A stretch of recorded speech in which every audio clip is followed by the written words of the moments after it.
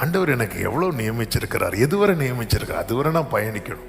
அடுத்து நம்முடைய ஃபோக்கஸ் கிறிஸ்து இருக்கிறார், கர்த்தர் உண்டு. சொல்லுங்க, என் மீட்பர் உயிரோடு இருக்கிறார், கர்த்தர் இருக்கிறார். அதுவும் எது பக்கத்தில் நிற்கிறார் தெரியுமா? எனக்கு எது ஆயத்தம் பண்ணி வச்சிருக்கிறாரோ அது பக்கத்தில் நிற்கிறார். இல்லைன்னா சத்துரு வந்து எடுத்துட்டு போயிடுவான். பறவையை குறித்து நான் கலங்க தேவையில்லை. இல்லைன்னா வேற ஏதோ வந்து இங்கே மீன் கழுவி வச்சுட்டு யாரோ போஸ்ட்மேன் லெட்டர் கொண்டு வராருன்னு சொல்லிட்டு வந்து பார்த்துட்டு போறதுக்குள்ள ஏதோ வந்து தூக்கிட்டு போயிருது. ஆனால் இங்கே அந்த பயம் கிடையாது. ஏன்னா யார் நிற்கிறா தெரியுமா? கர்த்தர் இருக்கிறார். எனக்கான நன்மை ஆயத்தமாக்கப்படுவது மட்டுமல்ல, அது பாதுகாக்கப்பட்டு கொண்டிருக்கிறது. கரங்களை சட்டி ஆமேன்னு சொல்லுங்க. ஆயத்தமாக்கப்படுகிறது, பாதுகாக்கப்படுகிறது. ஆமேன்னு சொல்லுங்க பார்க்கலாம்.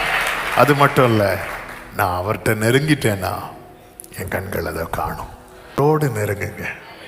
நெருங்கிட்டீங்கன்னா நீங்க தூரத்தில் இருக்கிறது வரைக்கும் ஒண்ணுமே தெரியாது. இந்த அளவுக்கு ஆண்டவரோடு நெருங்குறீங்களோ, ஆண்டவர் ப்ரிப்பேர் பண்ணி வைத்ததை உங்க கண்கள் காணும்.